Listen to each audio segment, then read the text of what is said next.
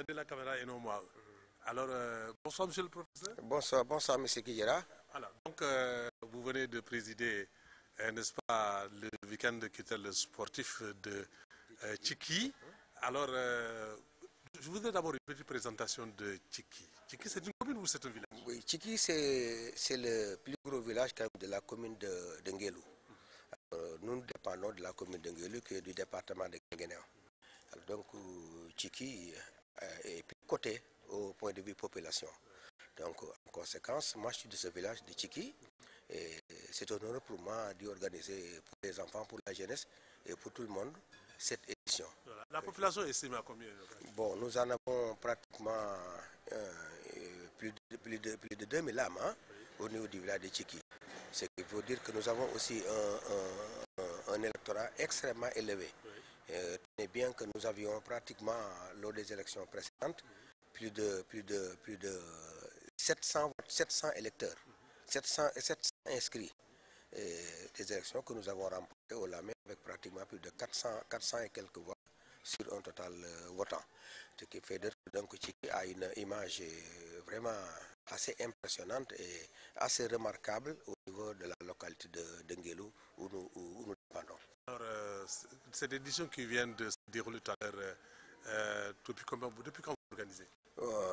J'ai commencé à l'organiser depuis 2013, 2014, 2015, 2017. Nous sommes à la 5e édition. Et je l'ai fait à l'honneur des jeunes de mon village et pour montrer également qu'il faut que les gens retournent souvent à la source. C'est un moyen pour nous également de soutenir la politique de son Excellence, M. le Président de la République, qui demande quand même à ses responsables de retourner à la base, de chercher à faire face à leurs besoins, de partager avec eux ce que l'on peut avoir pour quand même mettre les individus dans des conditions meilleures.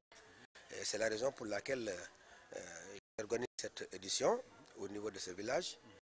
Et l'édition organisée, ça nous a permis cette année-ci de donner, comme les années précédentes, un certain nombre de cahiers. Je remarque que j'ai distribué pratiquement plus de 7000 cahiers au niveau des écoles, que la commune de Nguelou, 7000 cahiers, 1500 bics, 1500 crayons, 250 compas, 250 équerres, 250 rapporteurs réservés aux élèves de CM1, de CM2 et CM1. Et j'ai également donné au CM quoi à pouvoir se nourrir durant l'année scolaire, c'est-à-dire qu'ils ont une cantine. Et issu de ce village, je comprends quand même la souffrance de ces garçons. Moi, j'ai fait le village de Bill, qui a été mon école primaire. Et je faisais de Tchiki à Bill pratiquement 3 à 4 km à pied pour aller à l'école. Des fois, je ne mangeais pas à midi. Des fois, j'avais des difficultés pour avoir un cahier pour faire mes leçons. Donc, Dieu nous a donné quand même la possibilité aujourd'hui de les venir en aide. Vous continuerez? Oui. Voilà. Donc, je disais que nous sommes donc dans ce village et nous y faisons ce que nous pouvons. Il fallait aider ces jeunes, puisque demain, personne ne sait ce que sera demain. Et qui va devenir quelle personne demain? Alors, c'est des enfants donc que nous sommes tenus d'aider, de les faire les premiers pas, afin qu'ils puissent vraiment être scolarisés et de la meilleure manière. Donc, c'est pourquoi je dis que, ayant fait cette école de Bill, où je marchais pratiquement 3 à 4 km, il arrivait souvent que je ne mangeais même pas à midi. Et il m'arrivait également de ne pas pouvoir avoir un cahier. Ayant perdu mon père tôt, il n'y avait que ma maman qui m'aidait. Alors aujourd'hui, c'est un immense plaisir pour moi de retourner dans ce village pour pouvoir aider cette jeunesse, pour les aider à pouvoir vraiment faire de bonnes études. Voilà, donc 5 ans, ce n'est absolument rien dans la vie, n'est-ce pas, d'une organisation comme celle-là. Mais cette année, n'est-ce pas, quels sont ceux qui ont soutenu cette édition et qu'est-ce qui a changé cette année par rapport aux années précédentes? Bon, pratiquement ceux qui ont soutenu les années précédentes se sont également manifestés. Des amis, et en l'occurrence la présidente de la République, que je remercie très sincèrement au passage, puisque la marraine était cette année-ci, donc comme l'année dernière, la première dame, Madame Marème Faisal. Bon, j'ai choisi cette dame, c'est parce qu'il y a plusieurs raisons. C'est une dame humble, c'est une dame très calme, c'est une dame sérieuse, qui aide son mari vraiment dans la vie politique, dans la vie sociale, dans la vie culturelle de ce pays. Et nous avons vu également ce qu'elle est en train de faire dans ce pays-là. Alors donc, pour moi, Madame la Première Dame est une grande dame sur qui on peut s'appuyer pour pouvoir peut-être aider. Pourquoi? Parce que la raison pour laquelle j'ai choisi Madame la Première Dame, présidente de la fondation, source d'inspiration, dans la fondation Servir le Sénégal. Et puisque nous voulons servir le Sénégal, et donc nous allons servir le Sénégal à ses côtés. C'est ça l'objectif, voilà pourquoi je l'ai choisi. Et j'ai demandé, j'ai dit également à la population que si encore, au besoin, j'ai encore à le choisir, elle sera choisie pour la 6e édition, l'année prochaine, pour que je puisse la considérer comme toujours la marraine, ou bien une marraine continue. Ouais. Alors, également, vous avez eu des compétitions sportives et culturelles. Et cette année, comment ça s'est passé? Il y a combien d'équipes au total et comment ça s'est passé? Pratiquement, il y a une douzaine d'équipes. À travers le sport, on a pu quand même faire ce qu'on appelle la culture. On a pu faire ce qu'on appelle un rassemblement, raffermir les liens. Les villageois se sont retrouvés. Alors donc, c'est vrai, c'est pratiquement très amical. Et les 12 équipes qui se sont présentées, chaque équipe a été également récompensée. Et je pense que ce que je cherche moi, c'est leur joie, leur gaieté de cœur, et de savoir aussi qu'ils ont quelqu'un qui est prêt à se sacrifier quand même pour les venir en aide. Et toutes les équipes qui ont participé vraiment ont démérité. Il y a eu l'équipe de Tchiki qui l'emporte cette année sur l'équipe d'Enguelou. Et il y a mon poste qui m'a accompagné pour jouer du côté de Tchiki. J'avais demandé qu'il joue d'abord la première mi-temps du côté de la Tchiki et la deuxième mi-temps du côté de l'équipe d'Enguelou. Pour vous dire donc que Nguelou et Tchiki constituent une et indivisible. Alors, ce qu'on a vu comme équipement, ce qu'on a vu comme denrées, ce qu'on a vu comme bic et tout cela, quand on évalue ça en francs, ça doit... Quelle est l'enveloppe qui a été mobilisée pour... Alors, je ne dirais pas le montant de l'enveloppe. L'enveloppe était colossale, mais quoi qu'il en soit, ça vaut le coup. Ça vaut le coup puisque quand on va chez soi et quand on veut aider ses prochains, je pense que ça n'a pas de prix. Alors donc c'est pourquoi j'ai mis les enveloppes, j'ai mis aussi la coupe, j'ai mis ces maillots et j'ai également donné des denrées au CM, comme je l'ai souvent dit. Il m'arrivait moi d'aller à l'école à Debil jusqu'à 6 heures, je ne mangeais pas. Pourquoi? Parce que je n'avais pas où passer la journée. Les enfants qui viennent également des villages environnants. Alors malgré la décentralisation de la scolarité, nous sommes en train de faire des CM de proximité, mais ça reste encore à faire. Puisque de Tchiki à Nguelou, Tchiki est le plus gros village. Et aujourd'hui, Tchiki n'a pas de CM. Pratiquement 80% des élèves du CM de Nguelou sont issus de mon village, Tchiki. Alors donc, ces enfants qui passent leur journée à l'école, on ne peut pas quand même faire un cours avec le ventre creux. C'est pourquoi j'ai doté donc le CM de quelques sacs de riz, de l'huile, de l'oignon et de les soutenir également financièrement pour pouvoir peut-être les alimenter durant les cours.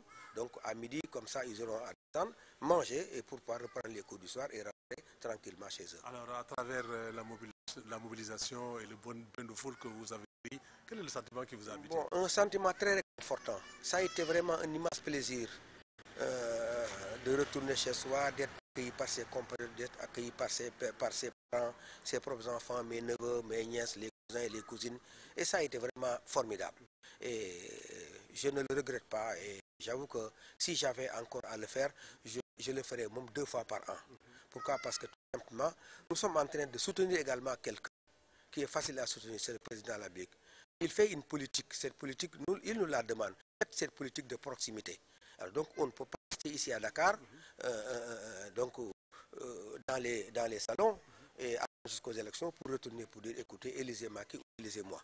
Alors donc, cela n'est pas facile, cela n'est pas possible. C'est pourquoi donc, nous devons nous rapprocher également de cette population, qui est une couche extrêmement importante de la population sénégalaise, ces populations villageoises. Alors, et aujourd'hui, j'ai dit que moi je suis très fier d'être là. Nous demandons à son Excellence ministre de nous aider à avoir une électrification beaucoup plus rapide, une ambulance que j'ai réparée moi-même, qu'on nous a donné, que j'ai réparée. Je suis en train de voir Remier Ciel pour trouver une ambulance toute neuve que je vais donner, et le président de la République m'a dit personnellement que l'ambulance sera là. En ce qui concerne également le courant électrique, le président de la République n'a pas manqué de me dire que les instructions sont données pour une électrification. C'est ce que nous voulons. Et donc aujourd'hui, le président de la République est en train de faire d'excellentes choses dans le pays. Et à travers le village, quand je vois par exemple ce village autrefois et ce village d'aujourd'hui, qu'il y a une très grande différence. Aujourd'hui, les paysans sont à l'aise. Ils ont des semences de qualité, ils ont des semences certifiées. Ils cultivent la terre, ils récoltent, ils gagnent leur vie. Tout ce qui leur manque, donc je disais que c'est peut-être une électrification. Électrification, c'est le tronçon Nyomré Tchiki, alors... C'est pas Nyomré, mais c'est Gossas, Nyomré Tchiki. C'est bituné, et les enfants, comme la population également, réclament que ce tronçon soit goudronné. Et je suis sûr que ça ne va pas entrer dans l'oreille des sourds. Le président de la République, qui est le gardien de la Constitution, qui est le chef suprême de ce pays, est en train de révolutionner le pays. Partout où besoin est, il est en train de faire quelque chose. Ça bouge partout au niveau du Sénégal. Nous avons remarqué les pistes rurales que le président de la République a fait. Nous avons remarqué les innombrables forages. Vous voyez, quand vous regardez en face de vous, vous avez ce grand forage. Ce grand forage avec maintenant une capacité d'observation, une capacité de contenance extrêmement élevée. Et même, j'ai dit aux opérations que vous êtes pressés parce que ce forage-là, il y aura une addiction d'eau. Il y aura une addiction d'eau. Ça ne peut pas fonctionner sans le courant électrique. C'est des gens qui sont pressés parce que quand on leur dit, eux, ils ne voient que ce qui est présent. Mais avoir cette œuvre, on comprend facilement qu'il y aura une électrification sans arrêt. Alors donc, vous voyez, quand on voit donc ces populations aujourd'hui avec leur récolte en arachide, leur récolte en mil, leur récolte en maïs, donc de grandes quantités, des tonnes qui sont récoltées, des semences extrêmement bien faites, bien certifiées, comme on dit. Hein? Et c'est l'occasion aussi que je rends hommage à l'ISRA, auquel j'appartiens, parce que c'est l'État qui fait ce qu'on appelle les prébases, qui donne aux populations, aux paysans multiplicateurs, qui font les bases et qui font également les semences. Aujourd'hui, avec l'aide du président, il faut dire que le chef de l'État ne reste absolument rien. Quand moi je suis arrivé à l'ISRA en 2013, on avait 6 tonnes de semences de prébase en arachide, 6 tonnes, ce qui est extrêmement faible quand on régénérer, quand on veut donner à l'agriculture vraiment une image. Et le président de la République a mis 3,5 milliards de francs CFA pendant 3 années pour les semences. Rien qu'on l'appelait là le capital semencier. Ce qui nous a permis d'arriver à 125 tonnes, 126 tonnes en 3 années. Ça, c'est l'image du président de la République. Et aujourd'hui, donc, ces semences de prébase données au monde rural, qui essaient de les multiplier, et moi, que le ministre de l'Agriculture et dans son pratique, qui est en train d'accélérer la cadence, qui fait l'œuvre comme le demande le président de la République, va arriver à donner des semences certifiées à l'ensemble de la population d'ici 2 ou 3 années. De la même manière, nous avons fait ça sur le riz. En 2016, lorsqu'on nous avait demandé de faire 15 tonnes de riz, nous sommes arrivés à 35 tonnes de riz à semer. Alors donc cela veut dire que aujourd'hui, nous sommes en train de faire des révolutions extraordinaires avec pratiquement 7 semencières sur l'ensemble du territoire national. Ça, tout cela, quand ça arrive, je pense que nous devons à son excellence, monsieur le président de la République, qui a donné vraiment aux paysans sa véritable valeur, la valeur d'antan. Donc, au terme du temps réglementaire, vous avez vu les 2 équipes qui se séparer au tir au but. Il y a une équipe au gagnant et tous les 2 des messages de félicitations, parce que pour moi, il n'y a pas de vainqueur, il n'y a pas de vaincu. C'est la jeunesse qui s'est rassemblée et qui a voulu jouer le jeu. Et ils ont compris, ils ont tout partagé, ils ont mangé ensemble, ils ont dîné ensemble. Et l'équipe perdante a été accompagnée par l'équipe gagnante. Ce qui fait donc que c'est ça, en fin de compte, l'esprit que j'ai demandé. Cette entente, cette unité forgée donc, de la population, de l'ensemble des gens. C'est ça qui est demandé. Et je dis encore, si j'ai à le refaire, je suis prêt encore à le refaire dans 2 ou 3 mois. Alors quel changement entendez-vous apporter l'année prochaine? Sinon, pour ne pas dire vos perspectives. Oui, faire mieux. Toujours faire mieux. Tant que Dieu le donne. Vous allez associer la culture aussi? Associer la culture. Cette année-ci, je veux faire un week-end culturel où l'ensemble des villages vont se retrouver à Tchiki, pourquoi pas un vendredi, un samedi et un dimanche pour faire une finale. Et un week-end culturel à travers lequel tous les villageois seront présents et ils vont montrer un carnaval, ils vont montrer ce dont on est capable. Oui, parce que moi, étant jeune, on m'avait appris ce qu'on appelle le keleyama, que l'on ne connaît pas. Étant jeune, on m'avait appris ce qu'on appelle le garndombo, qui donne l'endurance au garçon. Le garndombo qui crée la rapidité de l'individu. Alors la férocité même. Alors les gens se mettaient là tout d'un cercle et ils donnaient des coups aux gens qui venaient les prendre. Alors donc, et les gens qui venaient les faire sortir ne donnaient pas de coups, mais eux, ils recevaient. Donc il fallait être très rapide, il fallait être très vif pour pouvoir sortir rapidement la personne avant qu'il ne vous fasse du mal. Alors vous le mettez dehors et vous revenez le cercle.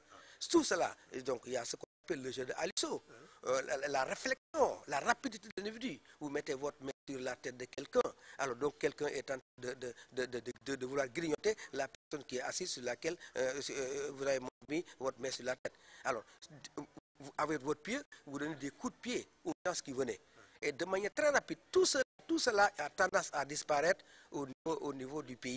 Et tout cela était des jeux d'endurance qui montraient vraiment aux jeunes qu'ils avaient la possibilité de faire des performances, de s'élever à de grands rangs. Il y avait également des luttes avec frappe, des luttes qu'on appelle des luttes simples, qui se faisaient de manière nocturne après les saisons, après la récolte. Les gens se retrouvaient. Alors tout cela a été pratiquement perdu. Et je pense qu'il faut vraiment remonter à cette jeunesse-là, vivante, que nous avons vécu des mois de merveille. Et ces mois de merveille-là, il y avait aussi la danse des dames. La danse des dames. Alors, tout cela est extraordinaire. Alors, était extraordinaire. Alors, je suis tellement heureux quand je parle de cela, parce que nos bonnes dames s'habillaient correctement, le pain tout à fait en bas. Et personne ne voyait les parties intimes de la femme. Et quand les femmes se mettaient à danser autour d'un cercle, ils soulevaient leur robe tout bas. Et on voyait pratiquement les gris qu'ils portaient, les gris portaient. Alors les gens se mettaient à crier parce qu'ils ont vu le gris porter la jambe de la dame. Oui, aujourd'hui, maintenant, non seulement qu'on porte cela, mais je pense qu'on déchire tout jusqu'au ventre. Donc, monsieur le professeur, en attendant que vous veniez vous-même manager, n'est-ce pas, ou vous préparer en tout cas cette édition, nous vous remercions infiniment. Merci, moi qui vous remercie, et je vous remercie beaucoup parce que, en fait, aussi, vous participez vraiment à la vie, vous participez à donner l'information aux citoyens partout où ils se trouvent, ce qui est particulièrement important. Je disais que aussi dans un pays démocratique, je pense que l'information doit jouer un rôle primordial. Nous sommes là et nous sommes ouverts. Les portes sont ouvertes à n'importe quelle personne, pourvu simplement que le journaliste soit vraiment journaliste. Aujourd'hui, les gens ont envie de ne plus voir un journaliste. Pourquoi? Parce qu'ils dénaturent les choses, ils changent les choses. Quand ces gens, ils t'amènent Paul, quand il entend que tel est tombé de sa douche, il dira qu'il est tombé de l'étage. Alors ça, c'est extraordinaire. Je pense que l'information, juste c'est vrai, est nécessaire quand même pour la République. On en a besoin. Il faut informer les gens, mais de manière utile. Également, de manière à sauvegarder certaines choses. Il y a des valeurs. Quand on veut informer l'individu dans un langage vraiment qui n'est pas le nôtre, je pense que mieux vaut taire, comme disent les Wolofs. Alors donc il y a des choses qui ne se disent pas. Alors c'est extraordinaire, hein? C'est extraordinaire aujourd'hui. Alors donc il y a des images qui sont frappantes. Quand je lis un journal, je vois une dame égorgée ou une dame violée, des images dans le journal. Alors, taf, c'est cette femme égorgée, violée, mais qui a ses enfants qui vivent et qui regardent. Cette image va rester sur leur tête jusqu'à la fin de l'année. Nous ne sommes pas en Europe, malheureusement. Nous sommes ici en Afrique et nous sommes au Sénégal. Voilà. Il y a un respect minimum quand même que l'individu doit savoir garder. Voilà. Je vous remercie. C'est moi qui vous remercie sincèrement, M. Kidira. En Wolof. Voilà. Tënkal ñu tuuti ci Wolof tey yaa ngi ci kii ci wetu n'est-ce pas mbokk yi population yi tout ça et xale yi bon di li ñu baaxoo di def at bu ne ren di 5e édition ñu bëgg rek nga àddu ci loolu bon ren kan ngeen ko darjaale et ensuite lan moo jotaguma xew ci waaw kontaan naa loolu bi nga ma laajee laaj bu mel noonu d'abord ma ñëw ci bis bi mooy juróomeelu at yu ma koy def daaw 4e édition bi ma dara jël ko madame la première dame madame Marième Faye Sall ren ji ci 5e édition bi ma dara jëlewaatal ko madame la première dame xëy na peut-être dana am ñu mu jaaxal waaye man jaaxaluma ndax jege naa ko xam naa leen bu baax xam naa aussi moom mooy kan xam naa aussi ci li mu def ci Sénégal te man yaakaar naa ne action yu mel noonu boo koy def defe naa ne moom ngay jàppale donc kon fondation Cellulaire Sénégal je pense que war na mën a àgg foo xam te ne fii Sénégal yëpp war nañ ko xam les couches les plus vulnérables soxna si mu ngi leen di jàppale te du ci boole wax du ci boole xoo du ci boole xeex loolu moo tax 5e édition bi ma tuddewaat ko jël nag lu toll juróom-ñaar téeméeri kaye ji am big may jënd ci junni ak juróomi téeméeri big junni ak juróomi téeméeri crayon écart ak compas ak rapporteur benn bu ci ne jënd naa ci lu war a mat ñeenti téeméer séddale ko xale yi jël collège bi également ni ma ko waxee nga xam ne ñoom dañuy jàng école yi fa yi dëkk yi fi ñuy jóge di ñëw sori lool ci ñoom bu ñu jàng see ñaaree du ñu am fu ñu añee te koo ci woo xale yi am nañ jom goo xam ne koo ci woo kay dem diw kër añ fa mu am kersa pour añ fa donc dañuy préférer toog ci cours bi ba wax julli jot ñu dem jàpp julli 3 heures ñu duggaat classe loolu yëg naa ko ma xam ne man dund naa lu mel noonu comme dund naa ko nag wax dëgg yàlla ma sa yoon ñii ma bàyyi sama ginnaaw ñoom buñ dund loolu moo tax aussi ma jox leen ceeb jox leen diwlin fas ci yéene boole yeneen yoo xam ne dañuy ut ko leen di toggal donc comme ni ma ko defoon daaw ba bis bu set buñ jàngasee ñu seet ñi nga xam ne dëkkuñu fa ñu boole leen ab añ ñu añ ci bu ngoon jotee ñu mën a ñibbi ndax ñu mën a jàng comme wax la nee na biir bu taxawul borom du mën a jàng loolu aussi bëgg naa ñu xam ko kon nag mooy sama yéene également jël fukki équipe ak ñaar lañu woon ren équipe bu ci nekk am na peeru mayo équipe bu ci nekk am na donc am na dégg nga maam am na donc équipe bu ci nekk am na li nga xam ne donc mooy la mu war a am ñu xeeb ko sax nag loolu nag yendu fa aussi waxtaan fo ree ngilu fa la commune ba nekk mooy chef-lieu de commune bi waaye ci kii defe naa ne commune bi yëpp moo fa ëpp nit moo fa ëpp nombre de votants yàlla def nag man foofu laa dëkk waaye nag ñoom ñaari dëkk yi boole nañ seen bopp boole goo xam ne daanaka dañu mel ne ay kal wala ay cousin équipe bi mu gañee équipe la da ko gunge ñu bokk foo bokk ree déwén aussi la même chose fukki équipe la woon ak ñaar kenn ku ci ne aussi jox nañ la li nga war a jox la enveloppe tegal la ci donc vraiment pour ñu mën a xam aussi ne ñoom itam ci la ñu bokk comme yàlla moo ñu ko jagalee nag ñu ne xaar nanu uyu ki nga xam ne mooy président Macky Sall le président de la République ndaxte kat moom comme dañ ko bëgg a jàppale ci politique aussi il faut ñu delluwaat ca base ba fii laa nekkoon ci Sicap maa ngi nekkoon ci Dakar ci Sicap Liberté 6 ci Liberté 6 bu ma nekkoon xëccoo bu bari woon na coow li bari na te daanaka ñu ci bari tey jii bu ñu ñëwee APR yàlla ak man la ku ci bari tey maa monté seen comité ñoom waaye bu ma gisee ne mbir mi noonu te yaakaar ne président fu ñu ko mën a dimbale yaatu na ma ne xaar leen ma dellu jël sama carte électeur transféré ca àll ba di fa wote ji man ak sama njaboot ak lu ma am ma indil ko président la bi loolu mooy décentralisation loolu mooy également wàcce base ba ci ko loolu nag may ñaan également ñi nga xam ne ñoom laa bokkal politique bi leen xamal ne Ndakaaru rek du politique am na fi ñoo xam ne ñu ngi bu ma demee Dakar am na ñu ngi may woo ay quartier ñoo xam ne dañu def seeni comité d'entreprise dañu bëgg comité d'entreprise yi nga ñëw jàppaleñ ci pour ñu taxawal ko ñooñu su ma delloo incha allah ak jàmm dinaa fa dem liggéeyal leen seen comité d'entreprise yooyu taxaw également ñoom itam dañuy jàppale président bi te itam ku neex a jàppale la maa ngi koy fàttaliku 2012 bi nga xam ne jàll nañu am ko wax ne loo def ba man lii ma ne ko du woon man ki ñu doon jaay image ki ñu doon jaay moo neexoon a jaay alors tey la gën a neex a jaay 2013 2014 2015 nous sommes en 2017 5 ans ci pouvoir bi defe naa ne Macky Sall a changé le visage du Sénégal ku ne xam na ko boo duggee tey ci àll bi nga xam ne nun fa doon bokk PUDC nga xar àll bi di xotti ay tool nga dugg ci àll bi PUDC ngi def ay forage PUDC ngi def ay château d'eau yoo xam ne capacité de recueillement d'eau bi kenn xamul nu mu toll ay milliers de mètres cubes la loolu mënut a ànd ak ñàkk courant kon courant bi mu ngi dox semence bi également am na ni ma ko waxee ci tubaab léegi ne le ministre de l'agriculture et de l'équipement ñu ngi koy jaaraamal parce que bu mu ñëwee dafa def lu ñu naan programme d'accélération de la cadence ñëw ISRA ne man de ISRA laa nekkoon waaye di 2012 6 tonnes ngeen am ci semence de pré-base juróom-benni tonnes lu mu man président yi woo ma ñëw mu ne kaay ñu jàpp ci tudde joxe lu ñuy wax capital semencier boo xam ne bi 3 milliards 500 millions joxe na ko ñetti at ñu jóge ci 6 tonnes dem ci 120 tonnes 125 tonnes 126 tonnes loolu c'est une révolution agricole remarquable nga dem dama fàtte sax problème équipement bi nga xam ne président de la République joxe na ko village bi ma nekkoon tey dama daan tudd fajar kurung di la dugga rey dañuy dëbb di saaf café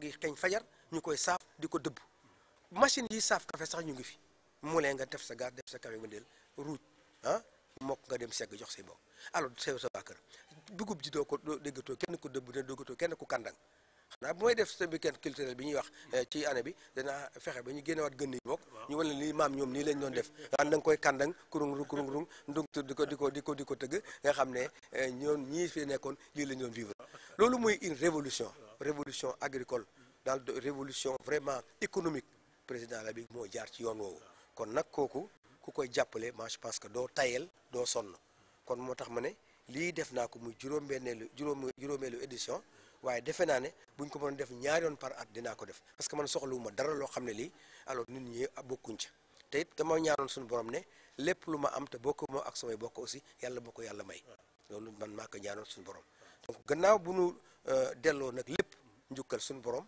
delloo ko Xaadimu Rasuul bi nga xam ne ñun moom la ñu am di def nag ci lu nu mën ci côté bu te duñ ci boole wax alors dañuy def nag ci mbokk yi ba xam ne mbokk yi xam ne aussi ñun tam nii ñu président Macky Sall dénk am na lu ñu leen ci amee lañ leen ci njukkal. voilà alors donc ndaw ñi bon gannaaw bi ñu joxante ba pare ay tir au but la ñu tàggoo bon léegi nag lan nga leen di ñaax ku gañe ak ku gañew waaw ñaax la nekk ne noonu mooy àddina en matière de sport y a toujours un vainqueur et un vaincu ku ñu gañe ak ku ñu gañewul waaye yàlla def na ñoom ci bopp xam nañ ne ci seen biir la mu ngi mel ni petit camp daanaka kenn merut kenn daanul kenn merut am na sax kuñ pàdd ci terrain ba gis nga may wax di dugg ci biir terrain bi pour ne bu kenn pàddati kenn c'est le fair play loolu ñu daal di joxante loxo continuer ñu mujj ci tir au but ci ki gagné njëlu ci ki bi mu gagné daanaka xale yi ñu leen guye encore ba ñu dem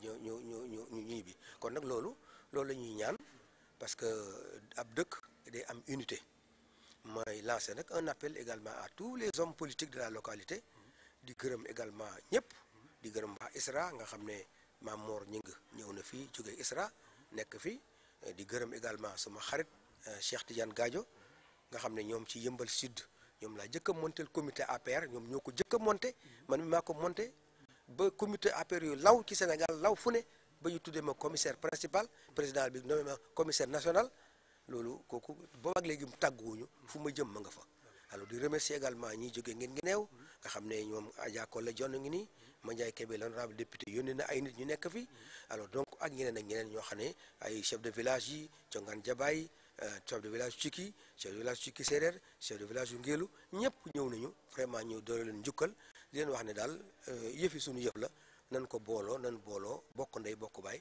ndax mu gën fee neex parce que bu ñu boolool bokkuñu ndey bokkuñu baay du neex waaw loolu rek mooy wax ji waaw maa ngi leen di sant bu baax a baax di leen delloo njukkal aussi comme ne ko waxee ci tubaab ma xaat ko ci wolof rek parce que jamono ji ñu toll tey journaliste mën naa jouer lu ne ci réew mi journaliste tey mën na defarum réew waaye mën na ko yàq kon nag nanu ko defar jamono ji ñu toll tey am na ñoo xam ne boo leen seen doom bu ñu demee jàng journaliste soo sàggal ñu génne ko kër ga pourquoi parce que am na ñu nekk ci métier ñu ngi koy yàq parce que nit ki bu fekkee dafa nekk ci am métier te du informé li mu war a informé ni mu ko war a defee du ko ni defee xoolu ci déontologie xoolu ci également ni mu koy defee xoolul fa mu bokk ak rang social ba mu bokk ak fa mu bokk pour sàggal ak réew mu bokk yaakaar naa su ko defee soo sàggalu dana doy waar mbir mi daal nañ ko teg ci yoon teg ko ci aussi vraiment dellu suñu bopp ci suñu cosaan wax naa comme ci tubaab léegi ne bu ñu nee jigéen sàngam dañ ko sàkku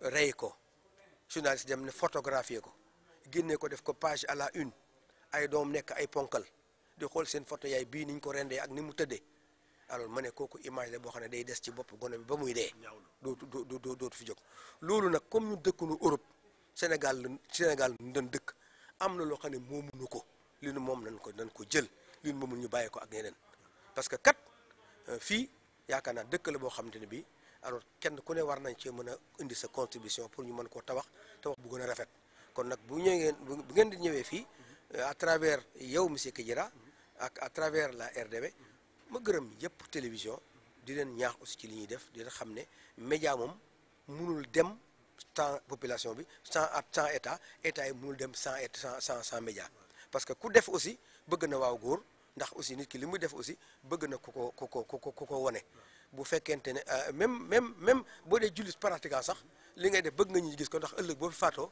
ñu ne moom kat lii muy def wax dëgg yàlla gisoon nañ ko ci jàkka ji lay fanaan wala fajar la fi jóge loolu yëpp aussi parce que nit seere rek la am nit li mu seere loolu la mën a gis kon nag loolu du lu ñuy tiitaroo sax mais dafa nekk loo xam ni vraiment lu ñu war a mën a jox nit ñi la pour ñu mën cee jëriñoo kon maa leen di gërëm man mii maa ngi leen di gërëm ndax fële sori na Ndakaaru sori na nga jaar Mbuur jaar Fune daw ñëw ba Gosaas ñu ne déet nga copp rang-rang bi ñëw ci kii gis teen beeg mbaam yeeg fas yeeg yooyu wax dëgg yàlla lu day waar la loo xam ni yow la ñuy gërëm merci